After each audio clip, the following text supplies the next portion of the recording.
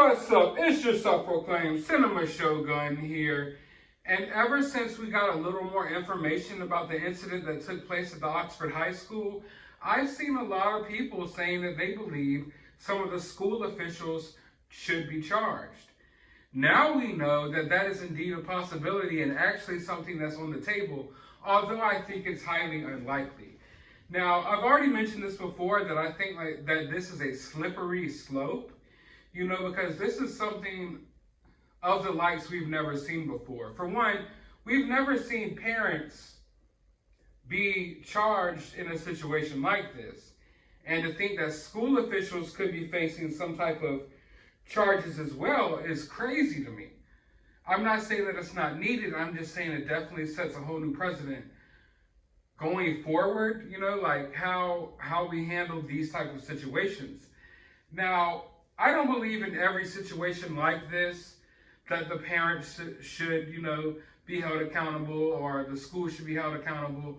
But in this specific situation, I definitely see why this is happening and why this is on the table, because there are so many signs there. And at what point do you have to hold school staff accountable when they didn't go so far as to at least check this kid's backpack and they knew that this kid was a problem, yet they didn't solve that issue, and now other people's kids are in danger because of it.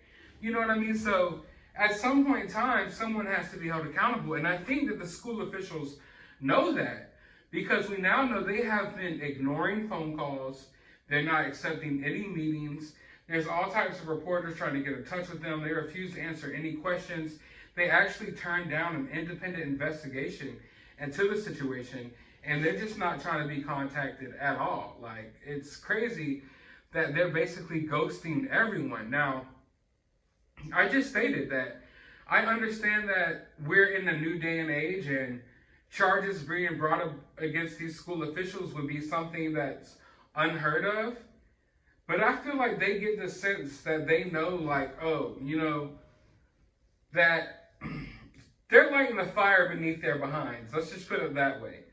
Because I don't see why they would go so far as try to ignore everything. I felt like they should just handle this situation head on. You know, in today's day and age, especially in the internet society and the way information spreads so quickly, I don't feel like you really have time anymore to not answer questions and to be dodgy about things. I feel like in today's day and age, it's important to just come right out and face whatever's going on, because silence is almost a sign of guilt, you know? I don't necessarily mean that for 100% fact, but like, that's the way society looks at it nowadays. Let's put it like that. Society nowadays looks at silence as a form of guilt. So once the story gets out and it gets ahead of you and it keeps rolling and you're sitting here not saying anything, it makes you look worse. Now, if they would have just come out and talked to some of these reporters, come out, made a statement, talked to the press, maybe have their own press conference, something like that to get ahead of the story, then it would look better on their behalf, but they're not saying anything. And that just makes it look like they know that they played a role in this, you know, in a way. Of course, they didn't make Ethan do what he did, but they had signs that Ethan was going to do what he did, and they didn't take the necessary precautions to protect the other students at the school, which I feel like should be one of their main priorities, if not their main priority, you know, just in general.